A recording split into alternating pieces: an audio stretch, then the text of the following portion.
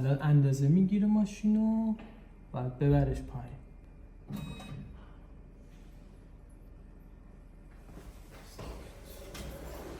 اوکی بابا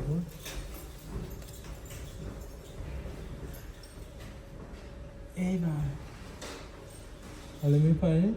او کول. خودش هم میچرخونه که فردا صبح که میخوایم ماشین رو برداریم رو مستقیم بریم نخواهیم دنده عقب بریم. چی شد؟ پشته نرفت. داری میره پایین درسته؟ وای آره بابا وای خیلی استرس داره ترسیدم. اون پایین چی میشه یعنی؟ نه ربطی نداره رفت پایین دیگه الان باید بسته بشه تموم. وای استرس دارم چی میشه یعنی؟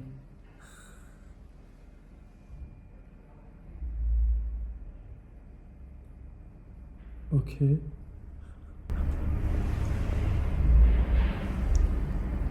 ماشین خورد شد صداش اومد. چقدر صدا میده؟ ببینیم از بیرون ببینیم. ماما kommst du runter? اوکی تموم شد. وای خیلی هیجان میده. فردا صبح میشه ویدئوی بهتری گرفت. ولی آنتی تو عزیزم پام رفت رو پاش. خب ساعت 7 شب ما رسیدیم که از این باکس برداشتم و بریم تو ببینیم چه خبره. بله خیلی باحال خونش توی همکفه. اینجای حالت رادیاتوره ولی فکر کنم ساندویچ موزیک و اینام گذاشت. اسپیکره. بعد اینجا یه فضای نشیمنی باحال داره. اینجا چیه؟ اینجاش بسونه است. خیلی نداره. خیلی عجیبه. کامل معلومه جای قدیمی بوده که بازسازیش کردن. نقاشی باحال. اینجا تخت گذاشتن. اینجا نمیدونم چیه. چراغ خودش اتوماتیک روشن شد. آباژوره. این هم بسته است. این همش خیلی باحاله. اوی این چیه؟ اوکی خیلی باحاله همومش. درش قدیمیه. بعد اینجا شیب داره میخوره میره پایین. خیلی بامزه است. خیلی بامزه است. همومش یعنی عالیه. بچه‌ها چیز باحالی پیدا کردیم. اینجا پروژکتور گذاشتن. من تلویزیون ندارم ولی دیدم دیگه پروژکتور گذاشتن که وصل شده به وای فای خونه. بعد مثلا آمازون پرایم داریم، یوتیوب داریم، سری شبکه‌ها داریم، اپل تی وی اینا رو داریم. میشه اینجا مثلا آدم به فیلم سریالی چیز اگه خواست ببینه. خیلی باحاله. کلش انداختن روی این وای. خب بریم سر بزنیم به یوتیوب ببینیم چه خبره. و از آخرین ویدئویی که گذاشتم چند وقت میگذره؟ 9 ماه؟ نه فکر نکنم. خیلی کم کار. آره ولی خب بذار من یوتیوبم اینجا سیو میکنم دیگه. از این بعد هر کس اومد توی این ایربی‌ان‌بی بشینه ویدئوهای من به زبان فارسی ببینه شاید یه چیزی یاد گیره. نه کار میده. اینترنتش کار میده. همه چیز اوکیه. کانال منم باز میکنه. عالی.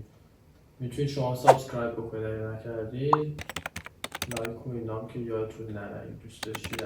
خلاص یه شب ما کم کم بخوابیم. خستم. خیلی راننده کردم. دوست دارم. صبح بخیر. الان دیگه ساعت 10:30 صبح تقریبا. شهر خیلی ساکته. به شهر پیرنا هستیم. بعد اینکه یه کمی دور و بر بهتون نشون بدم. همونجور که میبینید روز شنبه است. با اینکه شهر قاعدتاً باید اینجا شلوغ باشه چون تقریبا مرکز شهر محسوب میشه ولی خبری نیست. فقط من یه صفی از آدما رو میبینم که میخوام برن به این تئاتر. احتمالاً نیم ساعت یک ساعت دیگه شروع بشه که اینا توی صفن ولی به جز اینا من کسی دیگه ای رو نمیبینم. کلاً خیلی آدمای کمی میبینم. حالا بریم جلوتر ببینیم چی میبینیم. نباندید و بریم. خب اینجا هم هنوز خلوت، من فقط یه چیبو میبینم بازه. خیلی با هم عجیبه این شهر، حدود فکر کنم 30,000 40,000 نفر جمعیت داره ولی اینقدر خلوت برام عجیبه. اینجا هم که طبق معمول آلمان این خیابونو بستن، حالا احتمالاً از دوشنبه میخوان اینجا یه کاری بکنن که این گاردا رو گذاشتن.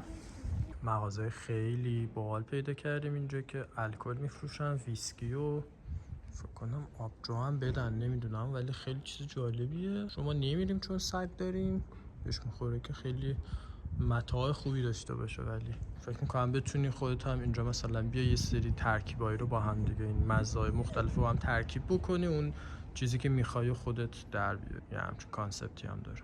خب اینم یه گل فروشی که اینجا دیدیم، خیلی دیزاین قشنگی داره ولی هنوز چیزی ندیدیم. نه گربه است اینجا، هم صداش میاد.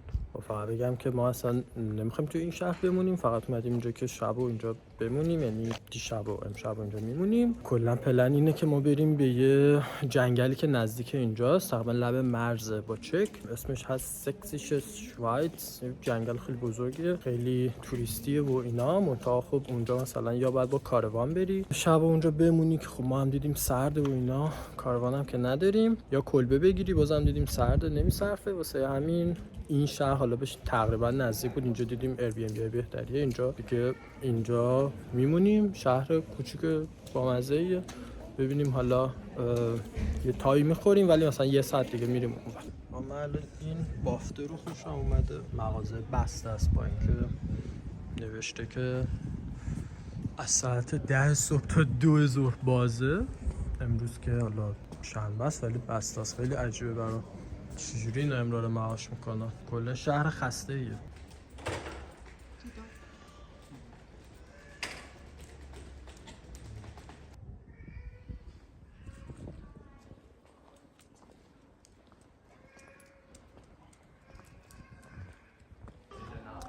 الان من خوندم اینجا که این خونه مال سال 1465 نوشته، این قرن 15 میلادی. خیلیه، از اون موقع تا الان این خونه مونده. یه بازسازی کردن نهایتا، یه بار که نه چند بار، ولی خب خونه رو نگه داشتن چون که توی آلمان خیلی روی آثار باستانی زوم میکنن و خیلی براشون مهمه. یعنی الان بودم 500 ساله که این خونه اینجا هست. خیلیه، مثلا میتونی ببین چقدر قدیمیه.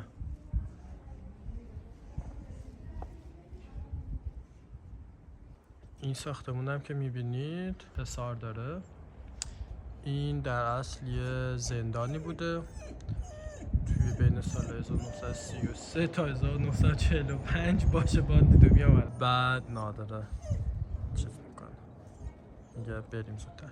آره خلاصه اینجا یه زندانی بوده برای مخالفای آدولف هیتلر و رژیم نازی که ساختمونو هنوز نگه داشتن و حالا نمیدونم تایم ویزیت هم داره که آدم بره ببینه یا نه. ولی خب دیگه این پنجره و اینا رو مسلما الان اینجوری کردن، قبلا اینجا زندان بوده. مثل این پایینیا که میبینید نرده گذاشتن و حتی حصار داره که زندانی فرار نکنه. زندان دوره نازی ها هم پس دیدیم. آمدم از نزدیکتر دیدم این ساختمون شده ساختمونه یه آقای وکیلی که اینجا وکالت میکنه. این هم یه چیز باحالیه، این پشتین هم گذاشتن، خیلی خوفه. خب مثل اینکه مردم کم کم دارن بیشتر میان بیرون، مغازات هم باز میشن. این یه نونوایی سیاره که اینجا نون میده و شیرینی و اینا.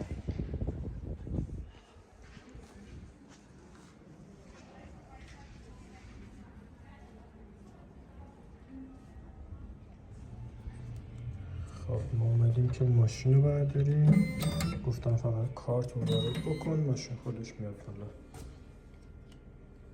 اوکی کارت هم برداشتیم. خب الان دوباره چرخید. این بار تصویر بهتری بتونم بگیرم چون دیشب تاریک بود. ولی خب آره دیگه الان دستگاه خودش میره پایین. طبق اون کدی که بارکدی که روی کارت من بوده ماشین رو میاره بالا. خب مثل که ماشین رو پیدا کرد، میبینم که قرقرها دارن میچرخن. بله اومد بالا. اوه خیلی بالا خداییش. بازم استرس دارم نخوره به جایی. اومد بالا.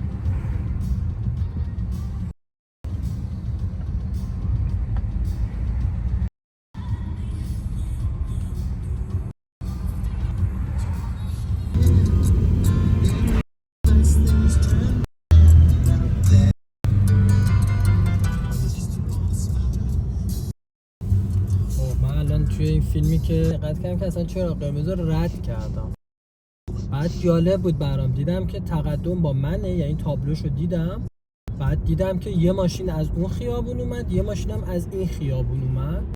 بعد من گفتم اینا چرا اینجوری رانندگی میکنن. بعد یه خانمی رو دیدم پشت فرمون بود، خیلی بد به من نگاه کرد، با تعجب نگاه کرد که این چیکار می‌کنه. بعد تو آینه دیدم پشت سریام همه وایساده بودن. خلاص چراغ قرمز رو رد کردم، بعد چک بکنم ببینم دوربین بود یا نه. حالا توی تصویر هست، امیدوارم جریمه نشم. رد کردم قرمز. بعد دیگه الان داریم میریم سمت همون جنگلی که گفتم، حدود 30 کیلومتر فاصله است تا این شهر. بریم اونجا. امروز هوا عجیب خوبه. بریم یه 3-4 ساعتی اونجا باشیم. خیلی جنگل قشنگیه، خیلی تعریفشو شنیدم. بریم ببینیم که چجوری.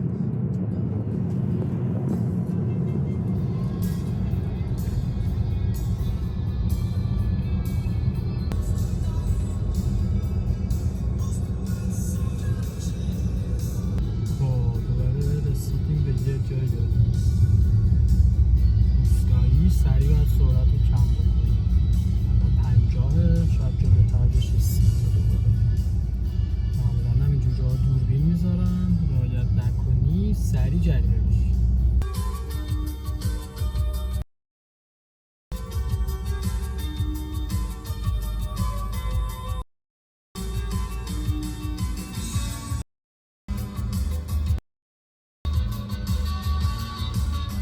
حدوداً 2 کیلومتر بود که من یه ریل میدیدم، ما اون سمت جاده بودیم داشتیم میومدیم. بعد دیدم که آخه چه قطاری باید اینجا رد بشه. الان دیدیم قطارا رو. این قطارای زردی که میبینید فکر کنم حالت توریستور داشته باشه، یا شاید قبلا کار میکردن الان کار نکنن، نمیدونم، ولی خیلی بامزه است. از نگه یادتون باشه توی لیسبون دیده بودیم، توی ویدیوهای لیسبون میتونید ببینید. خیلی قدیمیه این قطارا، فکر کنم مال 70-80 سال پیش باشه.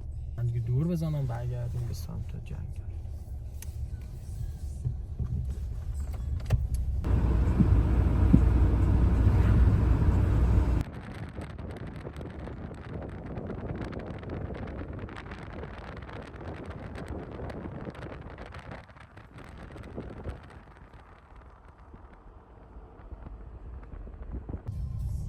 کجا داریم میریم؟ من فقط دارم به گوگل مپ اعتماد میکنم. از جاده اصلی زدیم بیرون، این هم جاده ماشین روه. ببینیم به کجا میرسیم حالا.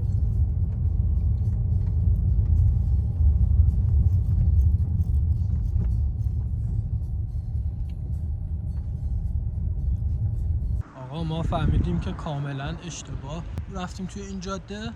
من این تابلوش هم اصلا ندیدم، اینجا زوم میکنم. اینجا نوشته که وسیله نقلیه کلا ماشین، موتور، حتی با اسبم نمید تو این جاده. ما رفتیم جلوتر، بعد دیگه مجبور شدم برگردم اینجا پارک بکنم. میبینید که اینجا پارکینگ مخصوص هست برای ماشینا. اینجا هم ایستگاه اتوبوسه، خیلی جالبه. داشتم میگفتم الان تابلو رو که دیدی اینجا زده بود که مثلا با موتور و ماشین اینا نمیتونیم بیاد اینجا، ولی حرفی از دوچرخه نبود. کلا توی آلمان من فکر میکنم با دوچرخه همه جا رو میتونی بری بگردی. چون اینجا با اینکه مسیرش هم میبینید پشت سر من خاکیه، ولی خب تقریبا صافه، یعنی از کناره ها راحت دوچرخه میتونه بره و بیاد. کسی که با دوچرخه بخواد بیاد اینجا راحت میتونه تا اون بالا بره بدون هیچ مشکلی. ولی خب دیگه با ماشین نمیذارم بریم. منطقی هم هست به نظرم.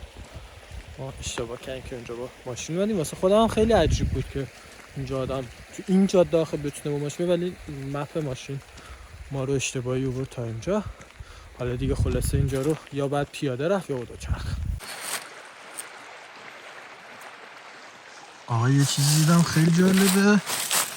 اینجا قارچ در اومده به این تیکه چوبی که اینجا هست. کنم درخت بوده.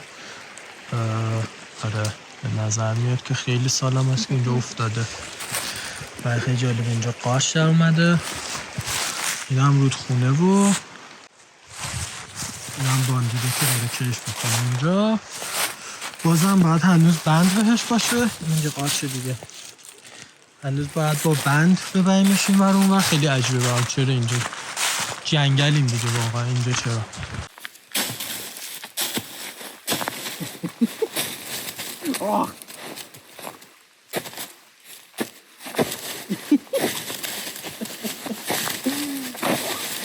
بیا برگاه اینجا خراب نکنی. بیا بریم.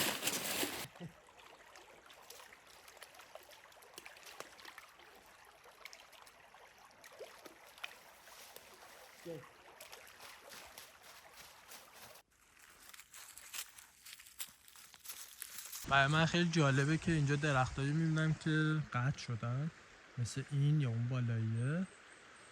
قاعدتا چون اینجا یه جای منطقه حفاظت شده است باید از عمد باشه این قضیه که بعداً بیان اینا رو ببرن، مثلا برای کارهای چوبی و اینا استفاده کنن، چون فکر نمی کنم چیزی باشه که غیر قانونی باشه. نمیدونم، شاید هم به خاطر باد و طوفان و اینا اتفاق افتاده باشه. خب ما کلا روش‌های مدرن فیلم برداری رو مرزاشو جابجا کردیم. من اینجوری دوربینو کاشتم تو بغلم که از دید خودم جاده رو شما هم بتونید ببینید. من الان باید آروم را برم، ساکت باشم که تصویر خوب در بیاد. یه کمی هم باید کج باشم چون دوربین کجه که صاف در بیاد. امیدوارم نتیجهش خوب باشه.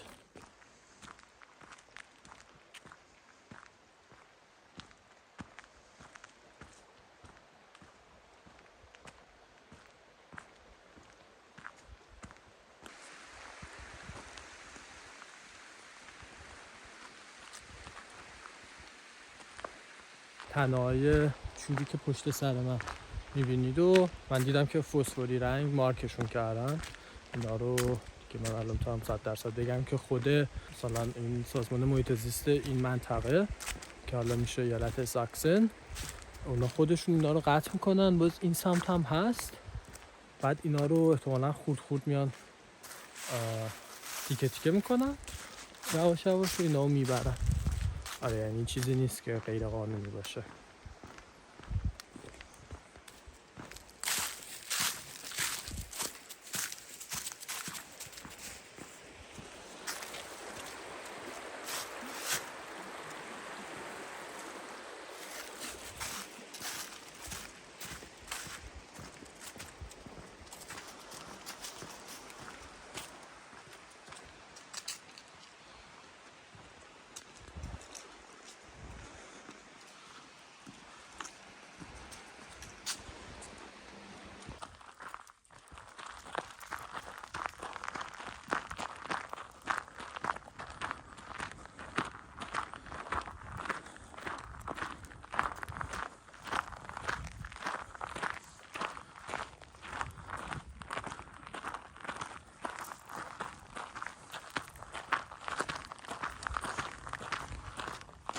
خب الان فاز فیلم های ترسناک ما داریم اینجا. کلبه میبینیم، این طرف هم یه ساختمونه که احتمالا مال جنگلبانیه، ولی خب همچنان ما داریم میریم که به یه جای خوبی برسیم اگه هوا روشن بمونه تا اون موقع. قشنگ فیلم مثل فیلم های ترسناک اینجا. خب هلو، یه صدایی اومد. خب ما دیگه داریم بی خیال میشیم چون که خیلی اومدیم بالا. یه مسیر رو هم یه ذره شو اشتباه رفتیم، یه ذره که نمیدونن 3 ساعت اشتباه رفتیم. بعد که دوباره برگشتیم توی مسیر فهمیدیم که اشتباه اومدیم. دوباره کلی سربالایی اومدیم و از یه نفر که کار بلد بود، معلوم بود همیشه میاد تو این جنگل، پرسیدیم و این مسیر رو بهمون گفت که بیایم اینجا، این صخره‌ای که پشت سرمون میبینید و میبینیم اینجا. ولی دیگه تا بالا هم بخوایم بریم یه مسیریه که فکر کنم یه 20 دقیقه نیم ساعتی بعد بریم بالا. هوا هم داره تاریک میشه، تا برگردیم بریم سمت ماشین خیلی طول میکشه. دیگه تصمیم گرفتیم که همینجا یه چای بزنیم و برگردیم. فکر کنم 3 ساعتی هست که اینجاییم. این بچه هم خیلی خسته شده. بیشتر از 3 ساعت. نه 4 ساعت؟ 4 ساعت یک تقریبا 3 ساعت و نیم اینجاییم. این بچه هم خیلی خسته شده. دیگه ما کم کم بریم پایین. امیدوارم که بازم بیایم اینجور جا مجهزتر، کاربلدتر که بتونیم تا بالا بریم. ولی خیلی حال داد، خیلی جای قشنگی بود. اگه آلمان هستید یا کلا توی اروپا هستید و آلمان میاید اینجا رو حتما بیاد، خیلی قشنگه. به حرف هم سفرتونم گوش بدید که اشتباهی مسیر رو نرید. 3 ساعت اشکال نداره دفعه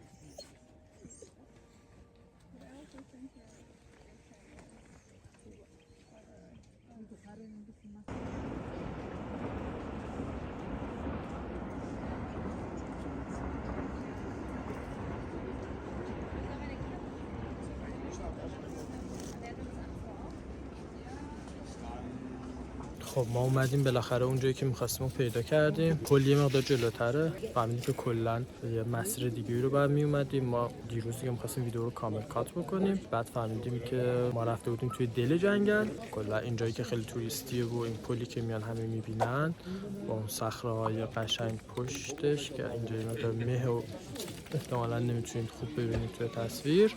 کلاً یه مسیر دیگه بود که الان اومدیم پیداش کردیم. خیلی هم شلوغه، جای خیلی توریستیه. بعد اینکه ما دیشب بعد از بعد از جنگل رفتیم ترمه، این جایی که صخره‌های آب گرم و اینا دارن. مثل ایران طبیعی نبود ولی خب باحال بود، تجربه جالبی بود. عکس کاور این ویدیو رو هم احتمالاً از ترمه باشه. یه جای خیلی باحالی بود، تجربه متفاوتی بود. یه جایش بود که استخر با اون آب گرم توی فضای باز بود، این دور و بر قشنگ درخت‌ها و جنگل رو می‌دیدی. بعد سرت که از آب بیرون بود سرد بود، پایین ولی گرم بود. خیلی تجربه جالبی بود. بیرون دیگه مثلا میتونستی آسمون رو ببینی، ستاره، ماه، همه اینا بودن. تازه فهمیدم که اینجا چقدر جای توریستیه. یه تعداد از آدمایی که اومده بودن از کشور چک بودن، چون اینجا لب مرز با چکه. آره دیگه باحال بود دیگه. ترمه هم یه تجربه جالبی بود که ما امتحانش کردیم. یارو خیلی باحال اومده، از اونجا فکر کنم خواست بپره پایین یا میخواد سنگ نوردی بکنه. نه دارن از پایین میرن بالا. مثلا من تصویر رو کنم یه نفر دیگه اینجا داره باش میره بالا. زوم گوشه بیشتر از این بعد این هم منتظره که این بیاد بالا بگیرمش. خیلی ترسناکه، خیلی ارتفاع داره تا پایین. دیدو آر یواش یواش یواش.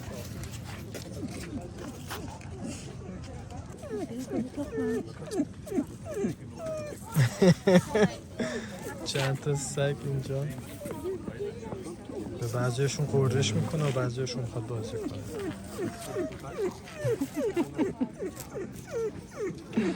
دیگه اینجا باید ویدیو رو تمومش بکنیم.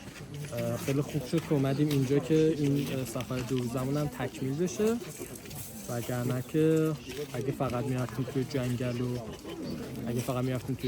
و اینجا نمی اومدیم یه ذره چیز بود، یه حس خوبی نبود. ولی خب اومدیم دیگه، همینجوری ویدیو رو اینجا تمام شد. دیدو